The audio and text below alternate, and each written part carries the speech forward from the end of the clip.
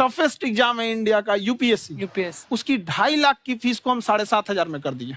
और सेम बहुत बढ़िया, वेरी गुड। और इंडिया के सबसे बेस्ट टीचर के साथ जो भी हैं वो अपने सब्जेक्ट में उससे बेस्ट इंडिया में कोई नहीं। और इतना के बावजूद ऐसे हम लोग को लगता होगा 7,500 बहुत कम है। एक लड़की ने कहा कि सर शाम वाले बैच को ना मॉर्निंग में कर दीजिए। हम कहे बाबू तो इतना सबके इंडिविजुअल से तो बैच ट्रांसफर नहीं, क्या प्रॉब्लम है? उसने कहा ना शाम में हमको दूसरे के यहाँ बर्तन मांजने जाना होता है।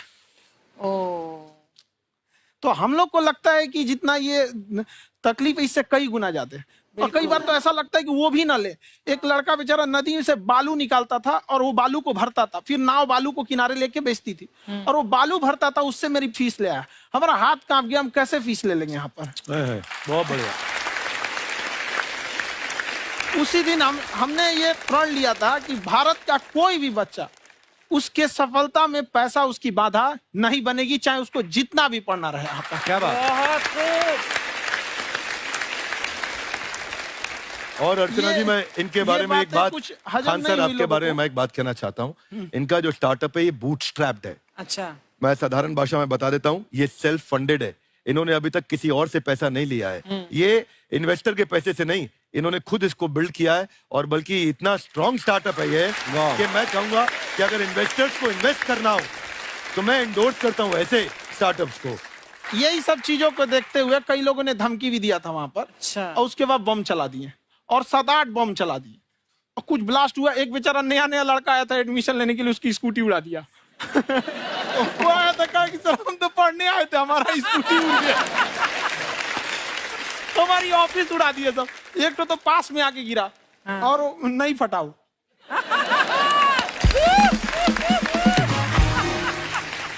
बाद में बहुत सारे लोग धमकियां दिए, लेकिन कहते हैं ना सूरज कितना भी तेज चमक ले समंदर नहीं सुखा सकता। वाह वाह वाह, क्या बात है।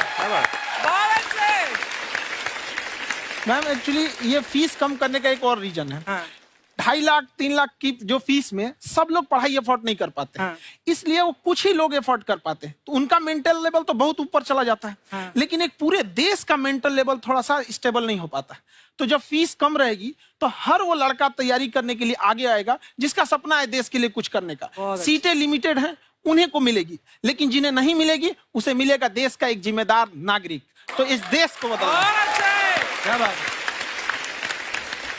हम लोग विश्व गुरु कहे जाते थे, क्यों? क्योंकि दुनिया से लोग हमारे यहाँ पढ़ने आए थे। चाइना से ह्वेनसांग आया, फायान आया, आज कोई नहीं आता है। हम लोग का उद्देश्य एक समय आएगा जो फिर आएंगे यहाँ पढ़ने के लिए। क्या बात है। पर आप देखो अर्चना जी, सबसे ज्यादा आईपीएस आईएएस बिहार से निकलते हैं। आप देखो पढ़ाई लिखाई में पॉलिटिशियन बहुत बड़े बड़े निकले हैं। तो ऐसा नहीं है, हर जगह ऑप्शन भी नहीं है वहाँ पे, इंडस्ट्री नहीं है, खेती करेगा तो कोई खास वो नहीं रहे। ऑप्शन भी नहीं है, सही बात है। बिहार की मिट्टी में एक चीज है, जिद तो बहुत जबरदस्त है। कुछ भी नहीं रहेगा तो सब कुछ पाने का उसको जिद रहेगा, करके भी दिखा देगा। वहाँ पे कर देंगे हम आपको। विवेक सर, आपके बारे में हमने सुना एक बार आप संन्यास लेने चले गए थे। कौन वापस लेके आया आपको? फिर कहाँ तक पहुंच गए थे आप? नहीं, मैं एमबीए की पढ़ाई के बाद मैं ये सोचा था कि अपना जीवन भगवान की सेवा में समर्पित कर दूं। अच्छा। बहुत साल मैं वृंदावन में रहा था और गुरुकुल में रहा था। अच्छा। और वहाँ सेवा करना, बहुत अच्छी शिक्षा मिली। मैं बोलता हूँ मेरी असली एमबीए वही थी, मोस्ट ब्यूटीफुल एसोसिएशन। वाह। और मैं वहाँ भगवत गीता पढ़ी, जहाँ मुझे गीता से लगाव हुआ। तो मेरे गुरुजी का आदेश था कि आप भगवत गीता को बिजनेस मैनेजमेंट के साथ जोड़ के देश दुनिया में बताओ। मेरे को लगा बड़ा मुश्किल काम है। मैंने बाद में देखा कि डॉक्टर स्टीफन कॉवी, जिनकी किताब है 7 habits of highly effective people, आप सबने पढ़ी होगी। उन्होंने बोला मैंने 7 हैबिट भगवत गीता से लिए। और हमारे देश के लोग ऐसे हैं जो मेरी किताब पढ़ते हैं, जो कि 3.5 मिलियन कॉपीज बिक चुकी हैं, और भारत में भगवत गीता नहीं पढ़ते। तो मुझे लगा कि मैं गीता विद मैनेजमेंट के ऊपर आकर के बातचीत करूं। मुझे लगा बहुत कठिन होगा, पर मेरे गुरुजी का आदेश था कि कठिनाई आपको तभी तक दिखेगी जब कठिनाई को देखोगे। तो एक छोटा उन्होंने मुझे बताया, पूछा कि इस कमरे में लाल रंग कितनी जगह है, देखो आप भी एक बार जरा देख के बताओ। 7-8 जगह लाल रंग दिख रहा है यहाँ पे आपको? 1 ये 2, वो लाल रंग टी शर्ट पे 3 4 5, ये लाल हो गया 6, उधर लाल हो गया 7, एप्पल लाल, बिल्कुल ठीक 7। पर जब आप लाल रंग ढूंढ रहे थे तो क्या आपको हरा रंग दिख रहा था? Yes no? नहीं। जब आप लाल रंग ढूंढ रहे थे तो क्या आपको काला रंग दिख रहा था? Yes no? नहीं। नो। जिंदगी भी ऐसी है, जो ढूंढोगे वही मिलेगा, बाकी कुछ नहीं मिलेगा। तो उन्होंने कहा कि आप इसी सोल्यूशन पे फोकस करो और गीता के मैसेज को पहुंचाओ। तो मैं बिजनेस मैनेजमेंट के प्रोग्राम्स कॉर्पोरेट्स में करने शुरू किए, क्योंकि गीता पहला मोटिवेशनल सेमिनार जो पृथ्वी के इतिहास में कपिल जी हुआ, वो कृष्ण ने दिया था। पहले मोटिवेशनल स्पीकर इस पृथ्वी के इतिहास के कृष्ण थे, जिन्होंने अर्जुन को रणभूमि में मोटिवेट किया था। बड़ी पेशेंस कृष्ण ने अपने लीडरशिप क्वालिटी से दिखाई, वो मुझने मुझे बड़ा इंस्पायर किया, वो चर्चा ने इंस्पायर किया, वो डिस्कशन ने इंस्पायर किया। तो उस डिस्कशन को मैं आज भी लेके चलता हूं अपने साथ। कहां सर, हमने सुना है आप 5 स्टार में रुके थे कल और नीचे जाके वड़ा पाव खाने गए आप रेहड़ी पे। एक्चुअली क्या है ना कि वहां जो चीजें सीखने को मिलती है ना, खाली पेट और खाली जेब इंसान को जो सिखाते हैं वो किसी यूनिवर्सिटी कॉलेज में नहीं सिखाया जाता। और गरीबी बड़ा बेशरम चीज होती है। तो कहते हैं कि मौत भी तू जल्दी आया कर गरीब के घर में, कफन का पैसा भी खर्च होता है दवाइयां खरीदते खरीदते। हाय हाय हाय, क्या बात है। और खान सर की खासियत ये है कि जिसको तो पढ़ना है, जिसको एजुकेशन चाहिए, वो तो इनका वीडियो देखते हैं, लेकिन वैसे भी कई लोग, जैसे अर्चना जी बात करी थी, कहती मैंने जब देखना शुरू किया तो मैंने बैक टू बैक इतने सारे वीडियोस देखे, क्योंकि आपका जो तरीका जो बोलने में, एक तो इनकी जो टोन है पढ़ाने में, और साथ साथ में जो ह्यूमर आता रहता है, तो उसकी वजह से और भी इंटरेस्टिंग हो जाते हैं आपके वीडियो। शुरुआत में हम लोग जब स्टूडेंट लाइफ में थे, या हम कई स्टूडेंट को भी देखते हैं, वो बेचारे जब थक जाते हैं तो आपका शो देखने लगते हैं। तो शुरू में हमको लगता था जब कि अरे यार हमारी पढ़ाई उसके लिए है, लेकिन पढ़ाई में थक जाता है, शो देख के नहीं थक जाता। तो हमने सोचा दोनों को मिक्स कर देते हैं। तो हमने उसको, और आज आपको पता नहीं हमने भी यही किया है। मिक्स करने। हमारे एजुकेशन सिस्टम में 2 कमी है, एक एजुकेशन की, दूसरा सिस्टम की। आप पटना से हैं ना? हाँ। हमें भी पटना पसंद है। बस कोई पटाने वाला चाहिए। नहीं, मजाक नहीं कर रहे हैं। आपका जो चैनल है, हम दिन में 10 बार आपके चैनल को सब्सक्राइब करते हैं। अरे हाँ, और बेल आइकन तो हम इतना जोर से दबाते हैं कि बाकी यूट्यूब वाले बाहर निकल के देखते हैं कि ये कौन है जिसने इनका चैनल इतना जोर से दबा दिया बेल आइकन। बुढ़िया, तो ये शर्म नहीं आती है? आते ही फ्लर्ट शुरू कर दिया ना तूने। तो जाते हुए करते हैं क्या? विवेक जी नमस्ते। आपसे एक काम था छोटा सा, कर देंगे आप? ये क्यों करेंगे? नहीं, गुरुजी हमेशा अपने वीडियो में कहते हैं कि विवेक से काम लो, विवेक से काम लो। विवेक मतलब दिमाग से काम लो आप। हाँ, तो विवेक जी अपने दिमाग से ही काम लेंगे। बहुत दिमाग है उनके पास। ये देखिए, जो आदमी, आप हमें बताइए, जो आदमी बिना फिल्म किए कपिल शर्मा शो में आ गया, कितना दिमाग होगा उसके पास? लेकिन एक बात है जिसकी वजह से हम आप तीनों से नाराज हैं। क्यों? क्या बात? हर चीज में मोटिवेट मोटिवेट मोटिवेट क्या होता है?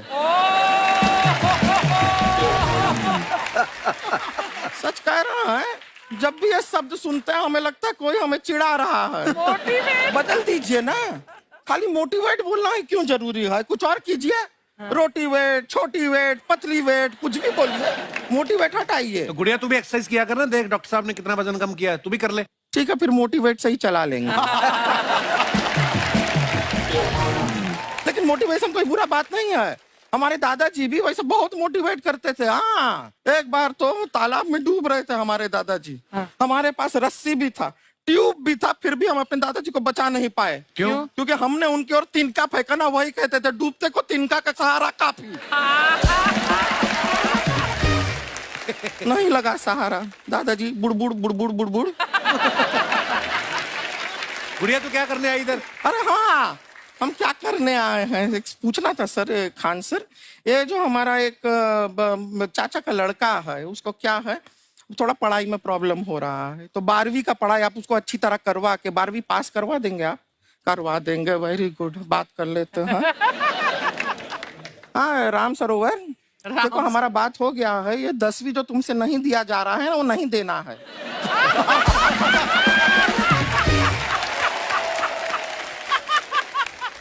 टेंशन नहीं है, 10वीं का खान सर से बात हुआ, ये सीधा 12वीं पढ़ा के पास कर देंगे। अरे ऐसे नहीं होता, पहले 10वीं पास करनी पड़ेगी, फिर 12वीं होगी ना। ऐसा कोई जरूरी नहीं है ये सीक्वेंस। हमारे मौसा जी थे, उनसे ना 10वीं हुई ना 12वीं हुई, अभी 3 दिन पहले सीधा उनकी 13वीं हुई। एक्चुअली क्या है, पढ़ाई लिखाई का हमको बहुत ज्यादा नॉलेज है नहीं। गांव में पढ़े हैं ना सर। स्कूल कहाँ होते थे अर्चना जी, गांव में स्कूल नहीं था, पेड़ के नीचे पढ़ते थे हम। यहाँ तक कि हमारे पास ब्लैक बोर्ड भी नहीं था। हमारे मोहल्ले की जो भैंसिया थी उसको खड़ा करके टीचर उसके ऊपर लिख के पढ़ाती थी। मजाक नहीं कर रहे हैं। और आप तो समझ रहे हैं, अभी ब्लैक बोर्ड की एक अटैच डस्टर था ब्लैक बोर्ड का, समझ रहे हैं ऐसा, वो पीछे से आता था, लिखा हुआ मिटाता था और चला जाता था। ये तो कुछ भी नहीं है। एक बार क्या हुआ, हमारा स्कूल शुरू हुआ, शुरू होते ही 2 महीने के लिए छुट्टियां हो गई। क्यों? ब्लैक बोर्ड ने बछड़ा दिया था ना। तो वैसे आप लोग ना इतने ज्ञानी हैं, सब कुछ जानते हैं। आपसे एक टेक्निकल सवाल पूछे। एक बार ना 4 दोस्त थे, 4 दोस्त, साम दाम दंड भेद। वो डिसाइड करते हैं कि चलो एक गेम खेलते हैं, तो टीम्स बनाते हैं। तो साम दाम ने एक टीम बनाया। इस पे भेद को बहुत गुस्सा आया, पता है क्यों? क्यों? क्योंकि भेद को दंड मिलाना।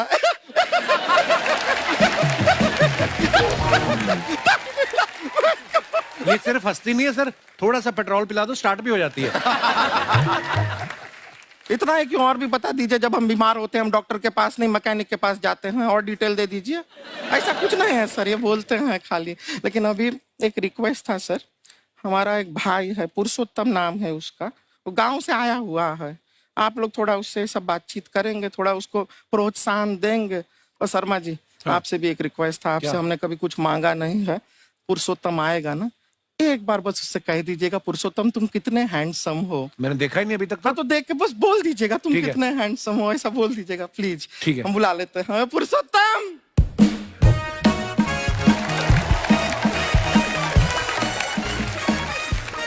ये पुरुषोत्तम है। वाह, तेरा भाई बड़ा हैंडसम है। है तो हमारे खानदान में सब हैंडसम है, ज्यादा चापलूसी करने का जरूरत नहीं है। देखा हमारा यहाँ पे कितना चलता है। एक नंबर दीदी, एक नंबर। सब लोग हैं, नमस्ते कर दो। ये बड़ा अच्छा लड़का है, गांव में ना भैंस चराता है, इसको थोड़ा मोटिवेट कीजिए ना। नहीं तो मतलब भैंस चराता है तो मोटिवेट करके क्या होगा, शेर चराएगा बाद में। अरे शेर चराएगा तो शेर इसको चर नहीं जाएगा। नहीं नहीं, ऐसे हम खाली कह रहे हैं, तुम्हारा चेहरा थोड़ा बकरी जैसा है ना, तो वैसे ये सब बड़े बड़े लोग हैं। इनको बताओ कहा क्या बनना चाहते हो जीवन में आगे? HR। HR? अरे वाह, देखे कोई बड़ा कंपनी में ह्यूमन रिसोर्स का काम करेगा ये। अरे HR मतलब दीदी Hrithik Roshan. Tiny tin tin tiny tin tin. ना जूता पहनने का काम किया करो, जूता खाने का नहीं। काम किया है, कुछ बड़ा किया है लाइफ में? किया है ना दीदी, एक बकरी के बच्चे को बड़ा किया है। तो क्या जिराफ बना दिया बकरी के बच्चे को? अरे कुछ अलग किया है। हाँ दीदी, अलग किया है। वही बकरी का बच्चा भैंस का दूध पीने जा रहा, तो हमने उसको अलग किया है। इससे नहीं होगा, मैं रहने दो, इधर आओ। ये देखो इतना बड़ा बड़ा लोग बैठा है, इनके सामने ऐसा बातें करोगे? इनसे मिलो, इनसे मिलो। विवेक जी तो कितना मार्केट के बारे में भी जानते हैं, मार्केट का कोई सवाल पूछो इनसे। सर परसों जो है मार्केट में हमारी साइकिल गायब हो गई, आपने देखा है क्या? हमारी साइकिल गायब हुई ना? हाँ। इसलिए दिमाग से पैदल हो तुम, पैदल समझते हो? हाँ। चल लोगे? 20 कदम चलोगे? हाँ। हाँ, घूमो जरा, अभी 20 कदम चल के दिखाओ। निकलो।